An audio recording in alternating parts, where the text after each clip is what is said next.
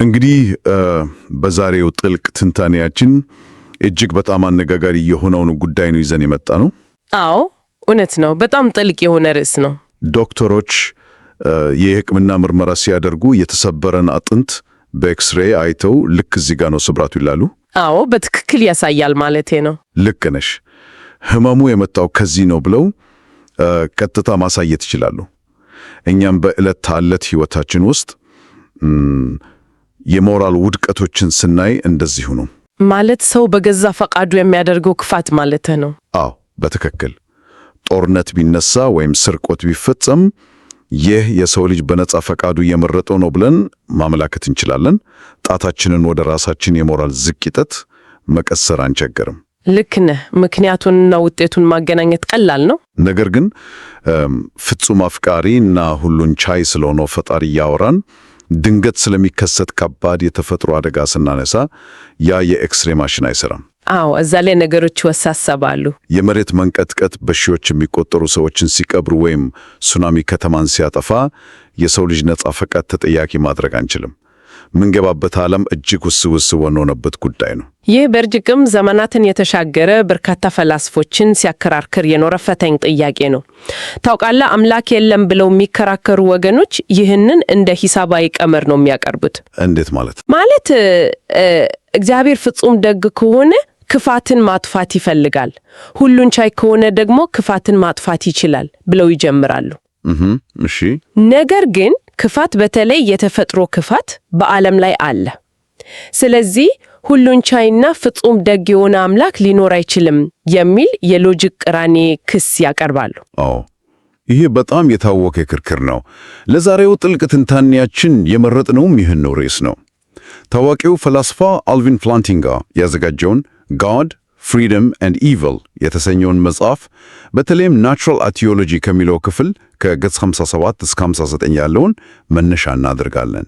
በጣም አሪፍ መነሻ ነው። የጃሄር መኖርና የተፈጥሮ ክፋት አብረው ሊሄዱ ይችላሉ ወይ የሚለውን እንመረምራለን። በተለይም በወንጌላውያን ክርስቲያኖች እምነት መሰረት ይህን ሁሉ የሚያማክ ያለ እንዴት ከባድ በሽቶች በመሬት ላይ ሊኖሩ ቻሉ ለሚለው ጥያቄ የፕላንቲንጋን ምላሽ መመርመር ትልቋችን ይሆናል። አዎ ይሄ ለብዙ አማኞች ትልቅ ጥያቄ ነው። እሺ ነገሩን ከአንድ መነሻን ጀምሮ ሰዎች የተፈጥሮን ክፋት ሲያብራሩ ብዙ ጊዜ የሚያነሱት አንድ ሐሳብ አለ። መከራ ሰዎችን ጠንካራ ያደርጋል ሚለው። ልክ ነህ። ይሄ ፕላንቲንጋን በመጽሐፉ ላይ የሚመረምረው የመጀመሪያው ነጥብ ነው። የተፈጥሮ ክፋትና የባህሪ ግንባታ ያላቸውን ዝምድና ይመለከታል። አዎ ቻራክተር ቢልዲንግ ይባለው። በትክክል ፕላንቲንጋ ይህንን ሐሳብ ሲያብራራ አንዳንድ የሞራል እሴቶች ሊኖሩ የሚችሉት ፈታኝ በሆኑ ሁኔታዎች ውስጥ ብቻ መሆኑን ያነሳል። ለምሳሌ አደጋ እና ፍርሃት በሌለበት ዓለም ውስጥ ጀግንነት የሚባል ነገር ትርጉም አይኖረውም። ማንም ሰው በማይጣመንበት ዓለም ውስጥ ርህራሄ ሊገለጥ አይችልም። ሰላም ብቻ በሆነበት መስዋዕትነት የለም ማለት ነው። ልክ ነው። ስለዚህ የተፈጥሮ አደጋዎች ሰዎች ጥልቅ የሆነ የሞራል ጀግንነትን በተግባር እንዲያሳዩ እድል ይፈጥራሉ የሚል መከራከሪያ ይነሳል። የተፈጥሮ መከራ ወደ ላቀ በጎነት ያገለግላል የሚል ነው ሐሳቡ። ቆይ ይህ አካሄድ ትንሽ አይከብድም? እንዴት ማለቴ አውሎ ነፋስ ወይም ወረርሽኝ የሰዎችን ርህራሄ ለመፈተን ብቻ የተፈጠረ መድረክ ነው ማለት እንችላለን እንዴ? አዎ ትንሽ ይከብዳል። ይሄ እኮ ልክ ሰዎች ጡንቻቸውን ለማፈርጠም ጂም ውስጥ እንደሚገፉት ከባድ ብረት ይመስላል። በትክክል አሪፍ ምሳሌ ነው። ክብደቱ ከባድ ቢሆንም ዓላማው አካልን መገንባት ስለሆነ ታግለህ ታነሳዋለህ፣ ጠንካራ ትሆናለህ። ነገር ግን ይህ አመክንዮ ለአነስተኛ የህይወት ፈተናዎች ሊሰራ ብቻ ቢችልም ከተፈጥሮ አደጋዎች አስከፊነት አንጻር ሲታይ ብቻውን በቂ ምላሽ አይመስልም። እውነት ነው፣ አይመጣጠንም። ለምሳሌ በሱናሚ በመቶ ሺዎች የሚቆጠሩ ሰዎች ህይወታቸውን ሲያጡ ወይም አንድ ህጻን ልጅ በማይድን በሽታ ሲሰቃይ ይህ የሆነው የሰዎችን ባህሪ ለመገንባት ነው ማለት እጅግ ዘግናኝ አይሆንም? በጣም ታውቂያለሽ፣ አምላክ የለም የሚሉ ፈላስፎች ለምሳሌ ዴቪድ ሂዩም ይህን በፍጹም አይቀበሉትም። የደረሰው ጥፋት እና የተገኘው የሞራል ትምህርት አይመጣጠንም ብሎ ይሞግታሉ። እናም ፕላንቲንጋ ራሱም ቢሆን ይህን ክፍተት በሚገባ ይረዳል። አዎ አይደል? አዎ፣ የባህሪ ግንባታ አመክንዮ የተወሰነውን የተፈጥሮ ክፋት ሊያብራራ ቢችልም ሙሉውን የስቃይ መጠን ግን አይመልስ። አምላክ ሰዎችን ርኅሩህ ለማድረግ ብቻ አሰቃይ ወረርሽኝን ይልቃል ብሎ ማሰብ ከፍቅሩ ጋር ይጋጫል።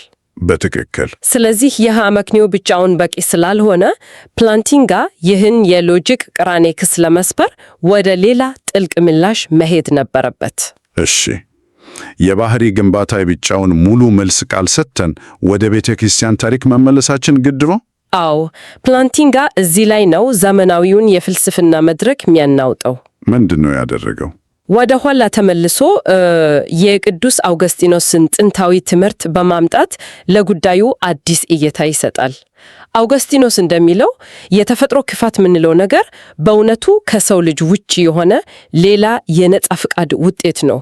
ቆይ፣ ከሰው ልጅ ውጪ የሆነ ነጻ ፍቃድ ማለት የተፈጥሮ ክፋት ራሱ የሞራል ክፋት ውጤት ነው እያልሽን ነው? አዎ፣ ምን መሰለ፣ የሰው ልጆች ነጻ ፍቃድ ሳይሆን ሰብአዊ ያልሆኑ መናፍስት ማለትም ሰይጣንና ተከታዮቹ ያመጹበትና በተፈጥሮ ስርዓት ላይ ያደረሱት ጥፋት ነው ይላል አውገስጢኖስ። እንዲህ በጣም አስገራሚ ሐሳብ ነው። አዎ፣ እግዚአብሔር ዓለምን ሲፈጠር ከሰው ልጅ መፈጠር በፊትም ቢሆን ነጻ ፍቃድ የተሰጣቸው ኃያላን የሆኑ መንፈሳዊ ፍጡራንን ፈጥሯል። እነዚህ ፍጡራን ሲያንጹ ውድቀታቸው በመንፈሳዊው ዓለም ብቻ አልተወሰነ ማለት ወደ ተፈጥሮ መጣ። በትክክል በተፈጥሮ ስርዓት፣ በከባቢ አየር፣ በጂኦሎጂካል አወቃቀር ላይ ጭምር መዛባት አምጥቷል የሚል ነው ሐሳቡ። ፕላንቲንጋ ይህንን ስነ መለኮታዊ ሐሳብ ወስዶ ለዘመናዊው የሎጂክ ክርክር ይጠቀምበታል። ይህ እይታ በእውነትም አስደናቂ ነው። ዘመናዊ ሳይንስ ሁሉንም ነገር በፊዚክስ ሕጎች ብቻ በሚያበራራበት በዚህ ዘመን አውሎ ነፋስ የመናፍስት ዓመፅ ውጤት ነው የሚለው ሐሳብ ትንሽ ለመቀበል የሚከብድ ሊመስል ይችላል። አዎ፣ ለአንዳንዶች እንደ ጥንታዊ ተረት ሊሰማ ይችላል። ልክ ነሽ። ግን ፍልስፍናዊ ፋይዳው እጅግ ግዙፍ ነው። ምክንያቱም መሬት መንቀጥቀጥ ከእግዚአብሔር በቀጥታ የመጣ ቅጣት ሳይሆን ነፃ ፈቃድ የተሰጣቸው ፍጡራን ያመጡት ነው ብለን ካሰብን እግዚአብሔርን ነፃ ያወጣዋል። በትክክል አየህ። ነገር ግን ይህ የመናፍስት ጣልቃ ገብነት በትክክል የአየር ንብረትን እንደሚያዛባ ፕላንቲንጋ ሳይንሳዊ ማረጋገጫ ማቅረብ አለብን ይላል። አይ በፍጹም አይልም። ማለቴ ዛሬ ለሚከሰት ሱናሚ ሄኛው ጋኔን ነው ያመጣው ብለን ማረጋገጥ ይጠበቅብናል ወይ?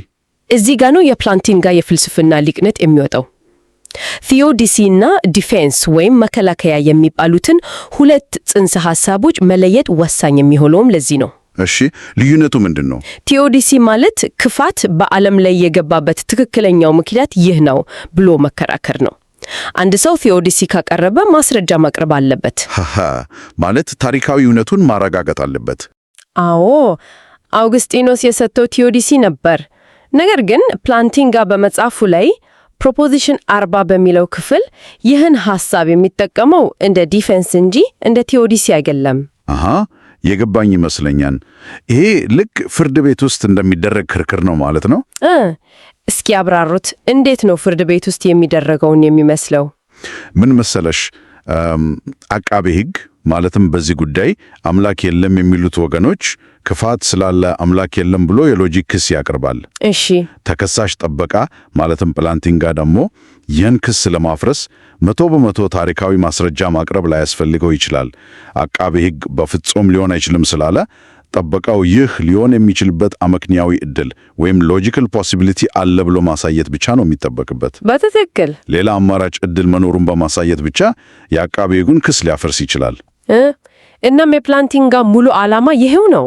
ዲፌንስ ዓላማው እውነታው በእርግጠኝነት ይህ ነው ብሎ ማስረዳት ሳይሆን የከሳሽን ሎጂክ ማፍረስ ነው። በጣም አሪፍ ስልት ነው። አዎ፣ ታውቃለህ፣ አምላክ የለም የሚሉት ወገኖች የሚያነሱት ክስ ሁሉን ቻይ አምላክና የተፈጥሮ ክፋት አብሮ ሊኖሩ በአመክንዮ አይቻሉም የሚል ነው። ፕላንቲንጋ ደግሞ እግዚአብሔር የተፈጥሮ ክፋትን ሊፈቅድበት የሚችልበት አመክንያዊ ዕድል አለ ይላል። ያም ዕድል መናፍስቱ ያደረሱት ጥፋት ሊሆን መቻሉ ነው አይደል? ይህ ታሪካዊ እውነት መሆኑን ማረጋገጥ አያስፈልግም።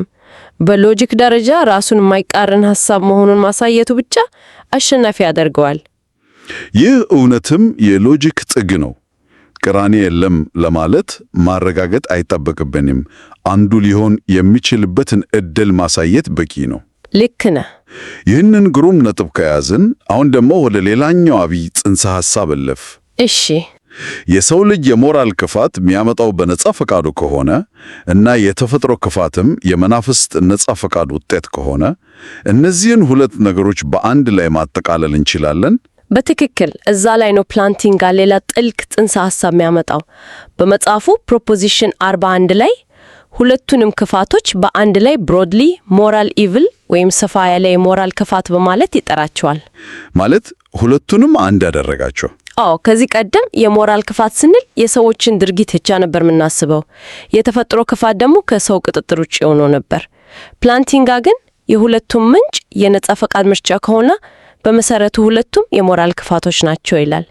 ልዩነቱ አድራጊዎቹ ማን ናቸው የሚለው ላይ ብቻ ነው። ይህ አገላለጥ የተፈጥሮ ክፋትን ከሰው ልጅ ክፋት ጋር በአንድ ጃንጥላ ስር በማምጣት የነጻ ፈቃድን ጉዳይ ወደ ማዕከል ያመጣዋል። በትክክል። ነገር ግን እዚህ ላይ አምላክ የለም የሚሉ ሰዎች የሚያነሱት ሌላ ከባድ ጥያቄ አለ። ምን ነው ጥያቄያቸው? እሺ፣ ነጻ ፈቃድ የክፋት ሁሉ ምንጭ ከሆነ እግዚአብሔር ሁሉን ቻይና ሁሉን አዋቂ አይደለም እንዴ? ታዲያ ለምን ሁሉም ፍጡራን ነጻ ፈቃድ ኖሯቸው ነገር ግን ሁልጊዜ ትክክለኛውን ነገር ብቻ የሚመርጡበትን የተሻለ ዓለም አልፈጠረም ይላሉ? አዎ፣ ይሄ በጣም ወሳኝ ጥያቄ ነው። ማለቴ አምላክ በመለኮታዊ ኃይሉ የተሻለ የሞራል ሚዛን ያለው ዓለም መፍጠር ያክተዋል ወይ? ይህን ለመረዳት ፕላንቲንጋ ክሮኖስ የሚለውን ጽንሰ ሐሳብ የሚያስተዋውቀው እዚህ ላይ ነው። ስለ ሊሆኑ የሚችሉ ዓለማት ወይም possible worlds ትንሽ ማሰብ አለብን። እሺ፣ አብራሪልን። እግዚአብሔር ሁሉን አዋቂ እንደመሆኑ መጠን ሊፈጠሩ የሚችሉ ማለቂያ የሌላቸውን ዓለማት ያውቃል። አንዳንዶቹ ዓለማት ሰዎች የሌሉበት ሊሆን ይችላሉ። ነገር ግን ፕላንቲንጋ ያነሳው ነጥብ የነጻ ፈቃድ ምንነት ላይ ነው። እሺ፣ እውነተኛ ነጻ ፈቃድ ማለት መልካሙንም ሆነ ክፉውን የመምረጥ ሙሉ ነጻነት ነው። እግዚአብሔር ፍጡራን ሁልጊዜ ጥሩ ነገር ብቻ እንዲያደርጉ ካስገደዳቸው እውነተኛ ነጻ ፈቃድ የላቸውም ማለት ነው። ልክ እንደ ኮምፒውተር ሶፍትዌር ይሆናሉ። ማለትም አምላክ የሰዎችንም ሆነ የመናፍስትን ድርጊት በሪሞት ኮንትሮል እየተቆጣጠረ ሁልጊዜ ደገውኑ ካለ ነጻነታቸውን ወሰደው ማለት ነው። ልክ ነህ። ነጻነት ከሌለ ደግሞ እውነተኛ ፍቅር፣ እውነተኛ አምልኮ ሊኖር አይችልም። አዎ፣ በትክክል ገብቶሃል። ስለዚህ አምላክ እውነተኛ ነጻ ፈቃድ ያላቸውን ፍጡራን ለመፍጠር ከመረጠ ሊያደርሱ የሚችሉትን ሰፋ ያለ የሞራል ክፋት አብሮ መቀበል ሎጂካዊ ግዴታ ይሆናል። ፕላንቲንጋ አሁን የምንኖርበትን ይህንን ኡን ዓለም ክሮኖስ ብሎ ይጠራዋል። ክሮኖስ ማለት እግዚአብሔር ኡን ያደረገው ዓለም ነው። እግዚአብሔር የፍጡራንን ነጻ ፈቃድ ሳያጠፋ ከክሮኖስ የተሻለ የሞራል ሚዛን ያለው ሌላ ዓለም መፍጠር በአመክንዮ አይችልም ነበር ይላል። አይችልም ሲባል ኃይል አንሶት አይደለም አይደል? በፍጹም። ይህ የእግዚአብሔርን ሁሉን ቻይነት የሚያሳንስ ሳይሆን ሁሉን ቻይነት ማለት ሎጂክን የሚጻረር ነገር ማድረግ ማለት እንዳልሆነ የሚያሳይ ነው። ገባኝ። አራት ማዕዘን የሆነ ክብ ነገር መፍጠር እንደማይቻለው ሁሉ በነጻ ፈቃዳቸው የሚወስኑ ነገር ግን መጥፎ ነገር እንዳይመርጡ የተገደዱ ፍጡራንን መፍጠር አይቻልም። በትክክል። ስለዚህ ክሮኖስ ነጻ ፈቃድ ያላቸው ፍጡራን ካሉባቸው ዓለማት ውስጥ ምርጡና የተሻለው ሊሆን ይችላል ያልን ነው። አምላክ የሁላችንንም የነጻ ፈቃድ የሚያከብር ከሆነ ክፋቱን ቢፈቅድም ሁሉን ቻይነቱን አያሳንሰውም።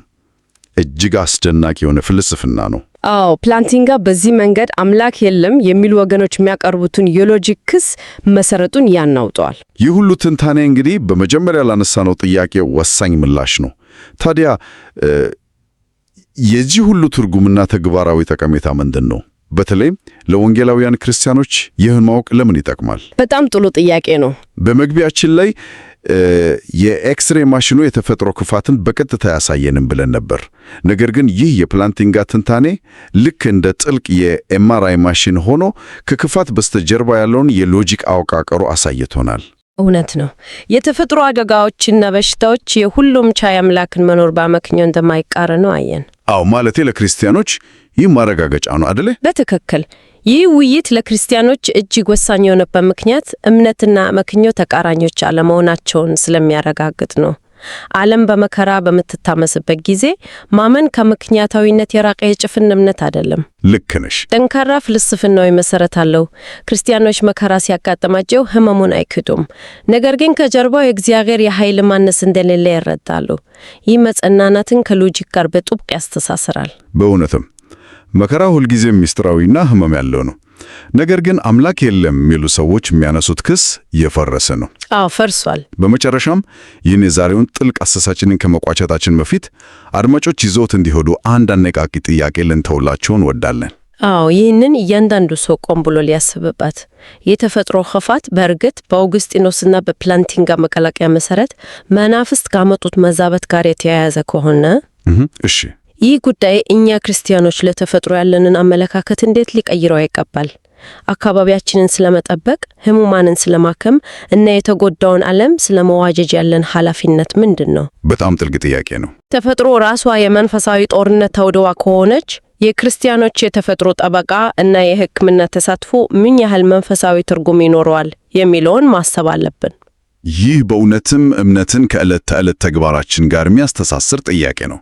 መሬትን መንከባከብና ሰዎችን ከበሽታ መፈወስ ከክፋት ኃይላት ጋር የሚደረገው የትልቁ ውጊያ አካል ነው ማለት ነው። የዛሬው ጥልቅ ትንታኔያችን በዚህ አበቃ። የፕላንቲንጋን ውስብስብ ሐሳብ በዚህ መልኩ አብረን ስለመረመርን ደስ ብሎኛል። አድማጮቻችን በጽሞና አብራችሁን ስለነበራችሁ ከልብ እናመሰግናለን።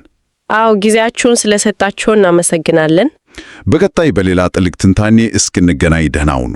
ደህና ሁኑ።